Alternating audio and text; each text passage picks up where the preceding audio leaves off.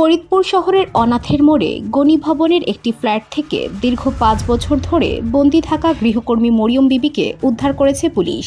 রোববার সন্ধ্যায় কোতোয়ালি থানা পুলিশের একটি টিম তাকে উদ্ধার করে।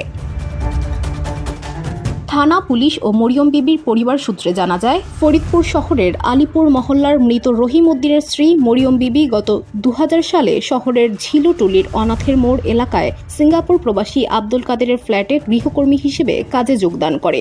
কয়েক মাস পর গৃহকর্মী মরিয়মের একমাত্র ছেলে আব্দুল মতিন তার মাকে আনতে গেলে বাড়ির মালিকের স্ত্রী লিবা বেগম তাকে বাড়িতে ঢুকতে দেয়নি এবং তার মায়ের সঙ্গে কোনো কথা বলতে দেয়নি।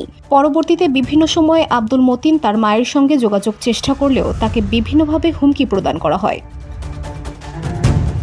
দীর্ঘ কয়েক বছর ধরে স্থানীয় প্রশাসন সহ বিভিন্ন জনের কাছে ধরনা দিয়েও আব্দুল মতিন তার মাকে সেই বাসা থেকে আনতে পারেননি।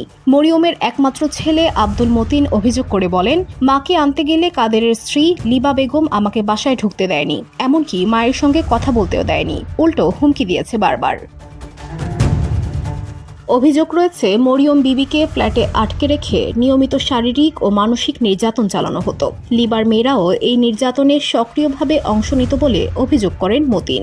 সম্প্রতি লিবা বেগম বিদেশে যাওয়ার সুযোগে মতিন আদালতের শরণাপন্ন হন। আদালতের নির্দেশে কোতোয়ালি থানা পুলিশ রোববার বিকেলে অভিযান চালিয়ে মরিয়ম বিবিকে উদ্ধার করে। উদ্ধারের সময় ফ্ল্যাটে আব্দুল কাদের বা লিবা বেগম কেউই উপস্থিত ছিলেন না, তবে তাদের ৪ মেয়ে বাসায় ছিল বলে জানিয়েছে পুলিশ।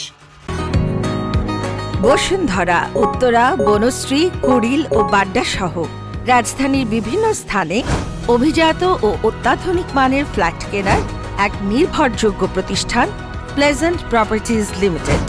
তাই আপনার স্বপ্নের আবাসনের জন্য আজই যোগাযোগ করুন।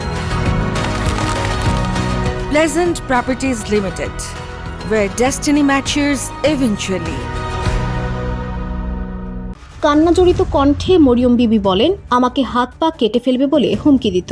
ছেলের কাছে যেতে চাইলে ভয় দেখাতো। কত কষ্ট করেছি আল্লাহ জানেন। এই বিষয়ে কোতোয়ালি থানার officer in charge OC Mohammad Asaduzzaman বলেন, আদালতের নির্দেশে মরিয়ম বিবিকে উদ্ধার করা হয়েছে। সোমবার তাকে আদালতে উপস্থাপন করা হবে।